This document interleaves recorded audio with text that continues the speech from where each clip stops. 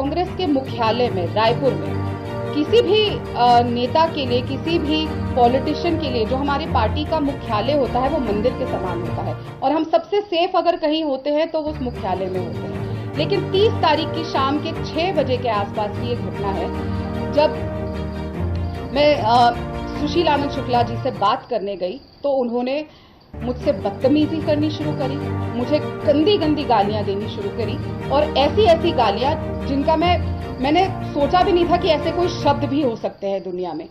और लगातार गंदी गंदी चीजें बोलने लग गए और चिल्लाने लग गए। तब मैं चिल्लाई, बहुत चिल्लाई, वहां पे बाहर लोग बैठे हुए थे और मैंने चिल्ला के ये भी कहा कि जाके नीचे से प्रदेश के महामंत्री को बुला के लाइए और लोगों को बुला के लाइए, लेकिन कोई नहीं हिला।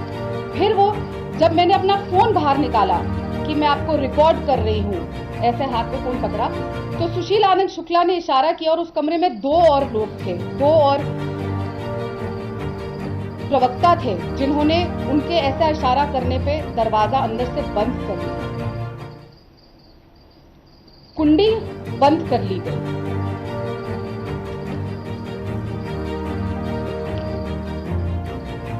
करीबन 1 मिनट तक कमरा अंदर से बंद रहा और मुझे गंदी गंदी गालियां दी गई। तीनों उठ के मेरी तरफ आए। मैं अभी भी जब उस घटना के बारे में सोचती हूं तो मेरे रोंगटे खड़े हो जाते हैं।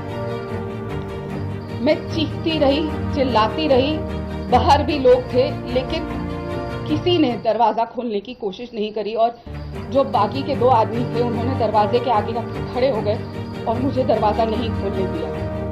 मैं बहुत जोर जोर से चिल्ला रही थी, मेरे हाथ में फोन था, मैं बार बार कहती रही कि मुझे बाहर जाने दीजिए, लेकिन लगातार मुझसे बदसलूकी करी जा रही थी। बहुत मुश्किल से मैं वहां पे धक्का देके, और उस समय सिर्फ एक ही चीज मेरे ध्यान में आई, मैंने आंख बंद करके चिल्लाते समय सिर्फ कृष्ण जी का ध्यान किया कि वो मुझे यहाँ से बचा के लेकर जाए, क्योंकि जहाँ पे हम सबने अपने आप को, एक महिला सबसे सुरक्षित महसूस करती है कि वो हमारा मंदिर है, वहां पे मुझे अंदर 3 आदमियों ने बंद कर लिया।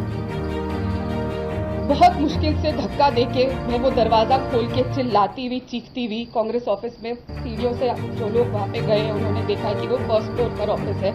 मैं नीचे भागती हुई गई, चिल्लाती हुई, सीधा प्रदेश के महामंत्री, जनरल सेक्रेटरी और प्रभारी ऑर्गेनाइजेशन के कमरे में गई, चीखती, चिल्लाती, बिलबिलाती, और मैं सिर्फ इतना कहती रही, दिखात बताती रही कि मेरे साथ क्या हुआ है। लेकिन जो प्रदेश के महामंत्री भी थे वो जूते उतार के बैठे रहे, कोई नहीं खड़ा हुआ, किसी ने उस आदमी को नहीं बुलाया, किसी ने नहीं पूछा क्या हुआ, और एक तमाशा वहां बनता रहा।